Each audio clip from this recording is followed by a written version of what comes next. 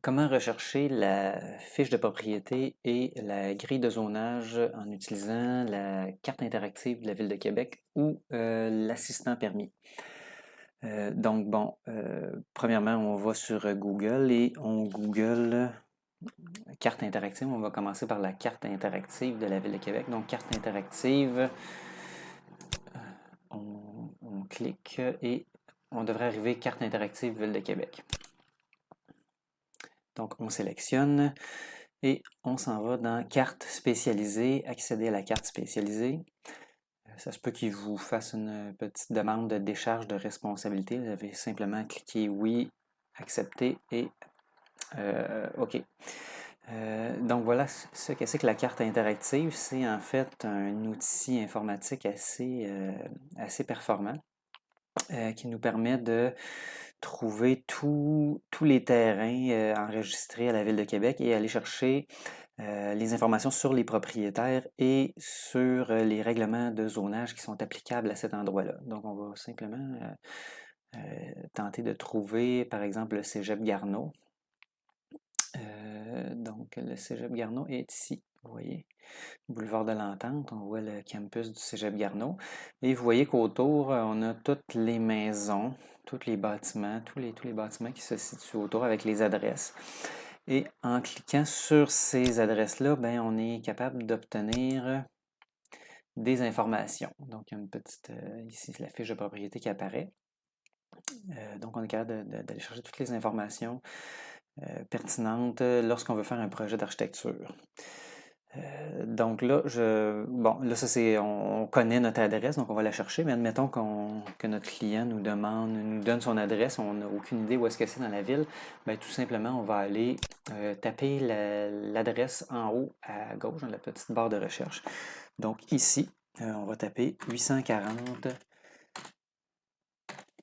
Père Marquette. Père Marquette. Pourquoi Père Marquette? Ben, c'est une adresse que j'ai habitée il y a environ une dizaine d'années. Donc, pourquoi pas faire la recherche avec cette adresse-là? Donc, on tape 840 Père Marquette. Petite loupe et instantanément, on nous amène à l'adresse qu'on a tapée. Donc, voilà, on a vous voyez le terrain du bloc apparaît. Et ici, on a limite de propriété. On clique, bon, il y a plusieurs possibilités. Ici, ça sert pour les citoyens. On peut connaître bon, le chemin pour se rendre à cet endroit-là. On peut connaître la date de collecte des ordures et du recyclage. On peut avoir une photo satellite ici, ou une image oblique sur Google. Nous, ce qui nous intéresse, c'est la petite page ici. Ça nous donne la fiche de propriété, donc je clique dessus. On me demande ici de cliquer dans la petite case pour prouver que je ne suis pas un robot. Je ne comprends pas en quoi le fait de cliquer dans cette petite case-là prouve que je ne suis pas un robot, mais bon. Poursuivre. Donc ici, il y a des charges de responsabilité. Bref, on poursuit la recherche. Et on voit, bon, adresse 840 Père Marquette, l'arrondissement, la cité Limoilou. On a le numéro du lot, le matricule. Logement, donc blablabla. On sait qui est le propriétaire, donc gestion All Saga ici. Ça a été vendu, c'était pas All Saga dans ce temps-là, c'était deux propriétaires. Je ne me rappelle plus le nom, là, mais donc on a l'adresse des propriétaires, date d'inscription, etc. On a la mesure frontale, la superficie du lot, le nombre d'étages, l'année de construction, l'aire des étages, on a le nombre de logements. Ici, c'est un 6 logements, effectivement. Et on a la valeur foncière de l'immeuble, donc valeur du terrain, et la valeur totale du bâtiment.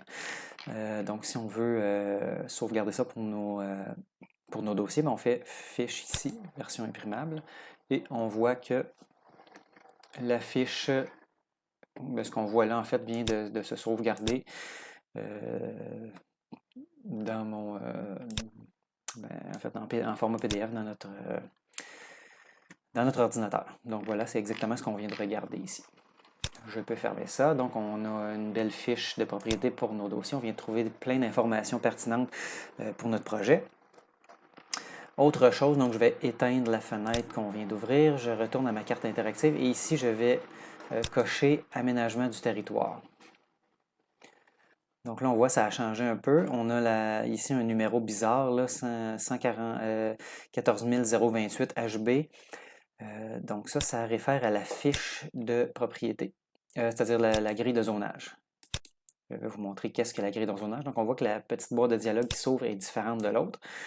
Grille de zonage, encore une fois, bon, on a certaines informations ici. On va cliquer sur la petite fiche.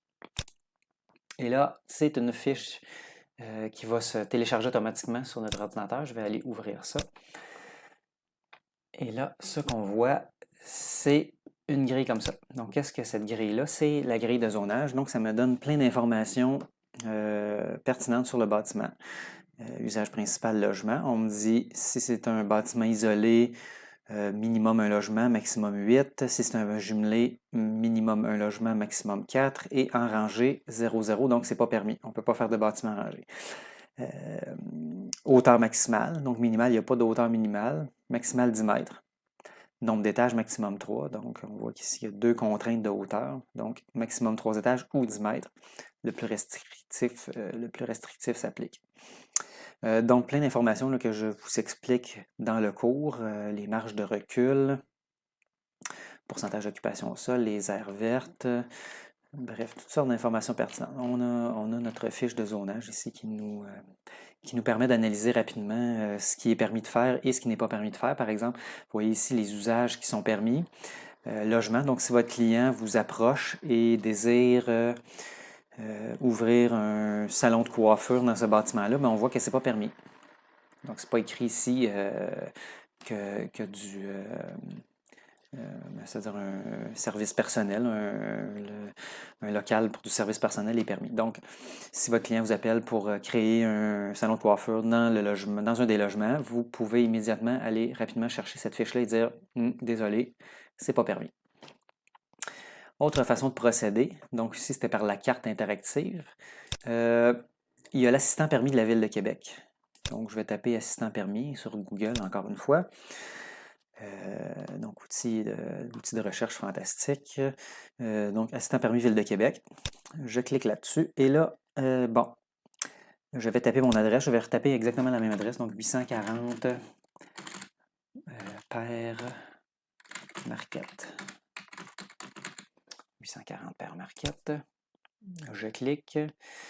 Bon, ici, on peut avoir le 840 Père Marquette. Il y a d'autres adresses, mais en gros, je vais choisir tout simplement l'adresse sans les appartements. On poursuit. Donc, on confirme ici notre adresse, le code postal, je fais poursuivre. Et là, bon, avec l'assistant permis, là, c'est un outil qui est un peu plus complexe à utiliser, mais c'est un outil qui est plus puissant parce que ça va nous sortir tous les règlements qui sont par rapport au projet qu'on veut faire. Donc, admettons que c'est un... bon, vous voyez ici, je vais vous laisser lire tous ces éléments-là, mais admettons que nous voulons construire un bâtiment principal. C'est un terrain qui n'a rien dessus. On veut construire un nouveau bâtiment principal, donc je clique ici. Donc, je pourrais aussi dire abattre un arbre, installer une clôture, démolition, lotissement, rénovation, agrandissement intérieur, extérieur. Donc, si c'est le bâtiment existant, on veut rénover, les stationnements, les usages, donc on veut faire un changement d'usage, bref. Je vais taper construction neuve parce qu'on n'a pas de projet déterminé pour ce bâtiment-là. On fait juste explorer l'assistant permis. On continue. Donc, autre bâtiment, la nature des travaux, ici on précise, agricole, commercial, blablabla. Ici, donc c'est un 6 logements, je vais dire habitation, 4 à 8 logements. Poursuivre. Et là, qu'est-ce qui se passe? Donc, on a certaines informations sur le lot. Les types de permis qui sont demandés pour ce que je fais. Donc, construction de nouveaux bâtiments. Ça nous dit qu'il y a un PIIA qui s'applique, donc plan d'implantation et d'intégration architecturale. On ne rentrera pas dans les détails de ce que ça veut dire, mais ça me dit clairement qu'il y a un permis qui est requis. Ensuite de ça, il y a plusieurs fiches d'information. Donc, la Ville de Québec, on a un règlement de zonage qui ressemble au code du bâtiment. C'est un document aride, autant que le code du bâtiment peut l'être, mais la Ville de Québec a fabriqué des fiches à partir de ce règlement de zonage-là qui est très lourd et très difficile à lire pour nous simplifier la tâche.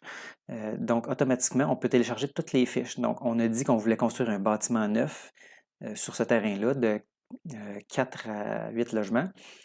Tous les règlements qui s'appliquent ont été ici pré-mâchés, si vous voulez, et mis sous forme de fiche. Je peux tout télécharger ces documents-là. Maintenant, la commission d'urbanisme, insertion d'une nouvelle construction, tous les formulaires, donc le formulaire qu'il va falloir remplir pour faire la demande de permis, bref, les égouts, construction d'habitation de plus de 2 logements, tout ce qui s'applique à ce bâtiment-là, on le télécharge automatiquement. Et donc, on se retrouve à avoir une vue d'ensemble de tout ce qu'on a besoin pour lancer un projet. Donc, admettons que vous êtes en train de parler au client au téléphone, là, puis il veut faire ce projet-là, ben, vous allez sur l'assistant permis, puis rapidement, vous avez une vue d'ensemble des documents qui s'appliquent au terrain. Donc, rapidement, vous êtes capable de discuter avec votre client et soit de refuser le contrat si vous voyez que le projet n'est pas réalisable, ou sinon, vous avez une bonne idée de ce que le mandat risque d'être. La grille de spécification, celle qu'on a été téléchargée par la fiche interactive il y a quelques minutes, est ici. On va se télécharger en PDF. Malheureusement, il n'y a pas la fiche de propriété. Ça, c'est quelque chose que je m'explique mal. Il me semble que dans cette fiche-là, on devrait pouvoir accéder à ces documents-là. Donc, tout simplement, je vais télécharger ces documents-là. Vous voyez, ça se télécharge automatiquement. Télécharger tout ce qu'on a besoin. La fiche, je l'ai déjà téléchargée tantôt. Je n'ai pas besoin de la retélécharger. Donc, qu'est-ce qu'il y a dans ces documents-là? Ça nous sort un petit fichier zip. Et vous voyez, toutes les fiches sont là. On va en ouvrir une au hasard, requis pour construction d'habitation de 2 à 4 logements. Donc, on va cliquer là-dessus. Et, comme je vous dis, la réglementation municipale, c'est aussi aride et complexe que le code du bâtiment, mais on a toute une fiche ici qui a été faite pour nous faire un résumé, en fait, de ce que le règlement de zonage dit à propos d'un sujet. Et là, vous voyez, il y a plusieurs fiches là, qui